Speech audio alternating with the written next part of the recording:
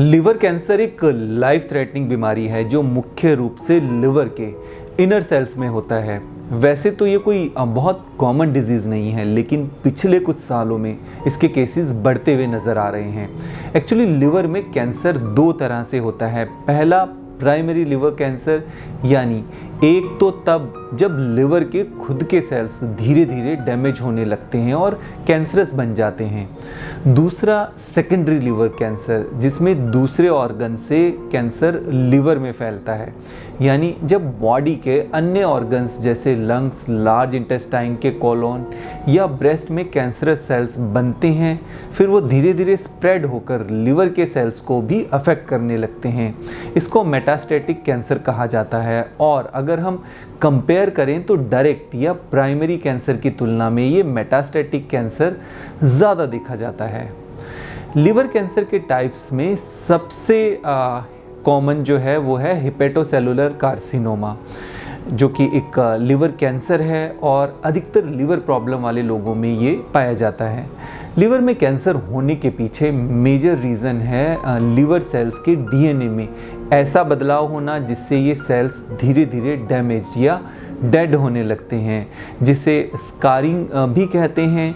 Liver में axis fat जमा होने से लिवर के सेल्स सामान्य रूप से कार्य नहीं कर पाते, धीरे धीरे इनकी कार्य करने की कैपेसिटी कम होने लगती है और ये डेड पड़ना शुरू हो जाते हैं, यानी healthy liver cells abnormal liver cells में बदल जाते हैं। इसलिए अगर फैटी लिवर की समस्या लंबे समय तक रहती है तो ये लिवर की एक सीवियर बीमारी सिरोसिस में बदल सकती है। सिरोसिस का सही समय पर ट्रीटमेंट न होने से लिवर कैंसर का रूप भी ले सकती है। इसलिए लिवर प्रॉब्लम्स का सही समय पर डायग्नोस करना बहुत ज़रूरी होता है।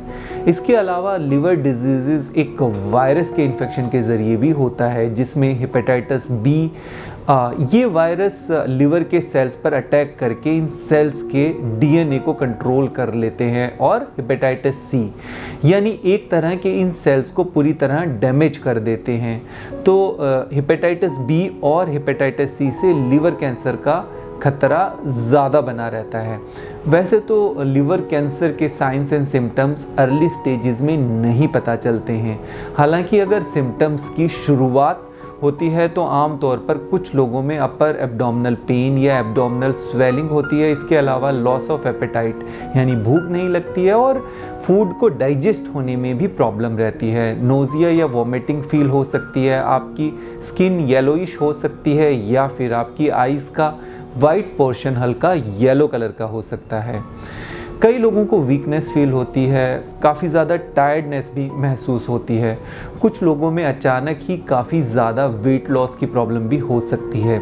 इसलिए लिवर कैंसर के रिस्क ग्रुप में कौन लोग आते हैं और कौन नहीं आता, ये जानने के लिए आपको सबसे पहले अपनी फैमिली हिस्ट्री ज़रूर पता होनी चाहिए कि आपकी फैमिली में कोई लिवर पेशेंट तो नहीं है, क्योंकि कई बार ये जेनेटिकली पास भी होता है, यानी एक जनरेशन से दूसरी जनरेशन में लिवर प्रॉब्लम ट्रांसफ़र भी हो सकती है।